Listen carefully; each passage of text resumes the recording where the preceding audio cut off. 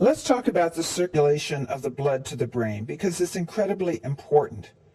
We have many cases of cerebral vascular accidents or strokes, and we have problems such as ischemic attacks, which are transitory. And so understanding the blood vessels that supply the inside of the brain is important because if you know what territory that vessel goes to, you can understand where and help to localize what part of the brain is involved. So we have two major blood supplies to the brain. First is the vertebral system. We call it the vertebral basilar system because the vertebral artery off the subclavian comes up through these foramina in the cervical vertebra and enters through the foramen magnum up into the cranial vault. The second major vessel is the internal carotid. This is the common carotid artery. This is the external carotid, which we're going to ignore. And this is the internal carotid, which is very, very important.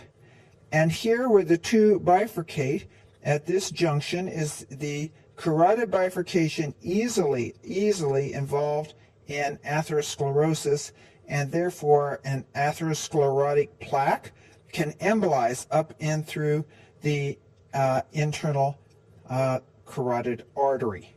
So it comes up through the base of the skull and enters through the cavernous sinus. So first, let's look at the posterior circulation. Here are our two vertebral arteries coming up through the foramen magnum into the posterior fossa. The contents of the posterior fossa are the cerebellum and the three parts of the brainstem, medulla, pons, and midbrain, and all the cranial nerves associated with it. So problems with the circulation coming off the vertebral system are very important. So the two vertebral arteries then fuse or join to form a midline basilar artery over the surface of the pons, and then at the top of the basilar artery, at the level of the midbrain, the posterior cerebral artery comes off and the superior cerebellar artery comes off. So that's the end of the basilar circulation.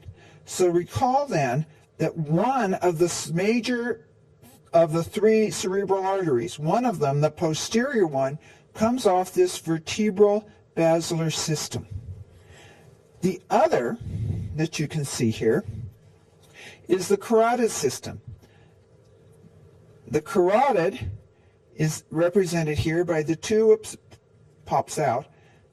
two internal carotid arteries. Notice where they sit. They sit on the side of the optic chiasm. Here's the optic nerve, here's the optic tract, and here's the optic chiasm. So right on the side sits the internal carotid artery. It comes up and it gives two major branches. The anterior cerebral artery here with a very tiny anterior communicating artery and a larger middle cerebral artery which comes off and goes into the lateral fissure and cannot be seen on this model. Let's review the cerebral circulation at the base of the brain that comprises the circle of Willis. The circle of Willis unites the posterior circulation with the anterior circulation. So the basilar artery ascends over the surface of the pons to branch into the posterior cerebral artery, which surrounds either cerebral peduncle to supply the inferior temporal surface, as well as part of the occipital lobe. Off of it comes the posterior communicating vessel. This is the link between the posterior and the anterior circulation. The anterior circulation begins with the internal carotid artery, which branches into the middle cerebral artery, which goes out into the lateral fissure to supply the lateral surface of the cerebral cortex, and the anterior cerebral artery, which ascends between the two hemispheres on the mesial surface after passing under the optic nerve. The anterior cerebrals are joined together very, very short anterior communicating artery, which completes our circle of Willis. Just because we have a circle does not mean we have alternate blood supplies from the different vessels. Each of the major cerebral arteries should be considered an end vessel, and supply from other vessels does not normally occur in most cerebral vascular accidents or lesions. If we take this skull model with the vessels at the base of the brain, and we put this different model into it, and remove the right hemisphere here, then if I turn it over onto the ventral surface, this represents the internal carotid artery coming up and bifurcating into the anterior and into the middle cerebral arteries. So the two major cerebral vessels off of the internal carotid are the anterior, which comes around and supplies all of this middle or mesial surface of the brain down to the corpus callosum, including also some of the ventral surface of the frontal lobe. The middle cerebral artery branch comes along, is actually deeper than it is on the model, in this lateral fissure and supplies many large branches to the lateral surface of the hemisphere. We talked about the posterior cerebral coming off the vertebro-basilar system. So let's look at the other part of the model. On the other half of the brain model, we can see the medulla, the pons, the midbrain. Remember, I said at the top of the basilar artery, off came the posterior cerebral artery. It wraps around and has two major branches. One which supplies the inferior surface of this temporal lobe. This is the temporal lobe, so it's supplying all of this inferior surface, and then a big major branch which comes on over to the mesial or midline surface and supplies the cortex behind the parietal occipital notch here. And all of this cortex happens to be visual cortex. So the posterior cerebral artery off of the vertebro-basilar system supplies the inferior surface of the temporal lobe and the occipital lobe of the cortex. Now there is a concept called watershed, and that is that the end vessels, you can see them here. Here's a nice little branch. And the end vessels coming from this side, so it's like this, these have the lowest amount of oxygen, and they have the least amount of blood flow, and because they're end vessels. Thus, this zone along here called the watershed zone, because it's between the two cerebral artery branches, the middle and the anterior, this is a vulnerable area to anoxia. And we sometimes get a condition called watershed infarcts. There are other watershed zones. There should be a watershed zone between the occipital and the middle cerebral artery. But this is less often involved, in part because, remember, the posterior cerebral artery off the vertebro-basilar is supplying that, and usually one or the other of these two major systems are intact.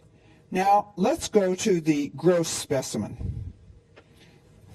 On the ventral surface of this brain, we have a very nice set of blood vessels. So I would like to go over those same structures again. Here is one vertebra, and here is the other vertebral artery. And remember, the vertebral artery and its branches are associated with the medulla. And there's a bit of the top of the spinal cord on this nice brain. All right, vertebral medulla. Then we come to the basilar artery from here to here. And the basilar artery sits on top of the pons. So here we have the basilar artery, and there's some little branches coming off it which you really can't see. And then at the top of the basilar artery, and this is so nice because we have the nerve still intact, our landmark here is the third or ocular motor nerve associated with the midbrain. Below it is the superior cerebellar artery on each side, and above the nerve is the posterior cerebral artery.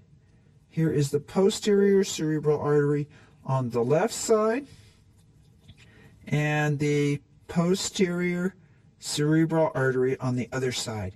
And they are going to wrap around the side of the midbrain and supply the inferior surface of the temporal lobe, which we cannot see all of because of the presence of the tentorium and the cerebellum. But I'll pull it over to the side, and I think you can imagine this surface here supplied by the posterior cerebral artery, and then on around here to the occipital pole. So very nice demonstrations. Now, this is the optic nerve. Here we have the olfactory bulb and tract on the inferior surface of the frontal lobe. I'll just sort of pat them down here.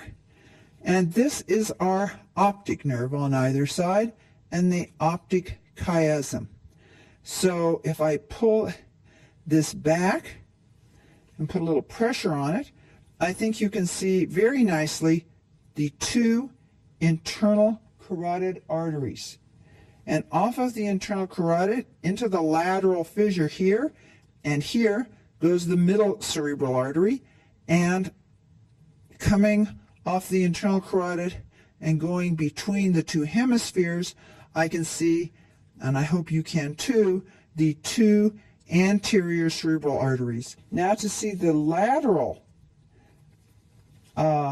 fissure with the internal portion of the internal carotid that branches to form the middle cerebral artery. Hope you can see this large vessel here entering the lateral fissure. It's really big. I think you can see it right there. And then it comes out here and branches, and some of those branches come up over the surface of the frontal lobe and parietal lobe, and other branches come over just the top edge of the temporal lobe. So there you have the middle cerebral artery on that side.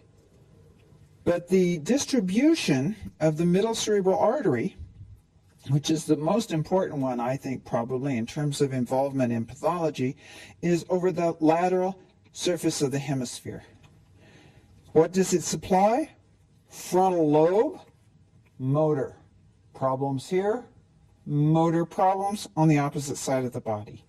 It also supplies the lateral portion of the parietal lobe. What happens with problems here? Branches here supply somatic sensory cortex, and you have distortion or loss of sensory information, again, from the opposite side of the body. So we want to think of frontal as motor, parietal as sensory. I've already mentioned that the occipital pole, this region here, is supplied by the posterior cerebral artery, and you want to associate that with vision. The inferior surface of the temporal lobe, also supplied by the posterior cerebral artery, supplies an area on the inferior surface here involved with forming new memories. So you want to associate the temporal lobe and the posterior cerebral artery with formation of new memories. And if I am on the left hemisphere, in 97% of the people, branches of these arteries supply the area for producing speech, the motor speech areas, and areas of the posterior superior temporal gyrus for comprehension or interpretation of speech. So we have understanding language in the temporal lobe from the middle cerebral artery branches, and we have the production of speech in the frontal lobe motor, frontal, involved in expressing ourselves. And language disturbances, whether they are in understanding or in producing, both can be caused by branches. Problems can be caused by branches of the middle cerebral artery, different branches, frontal motor, temporal, comprehension. So language disorders we call aphasia. So we can get aphasias, we can get motor problems, weakness or loss or paralysis. We can get sensory problems from the opposite side of the body also. And we can have visual loss from the opposite side of the visual field. So understanding and remembering the distribution of the three cerebral arteries is very important.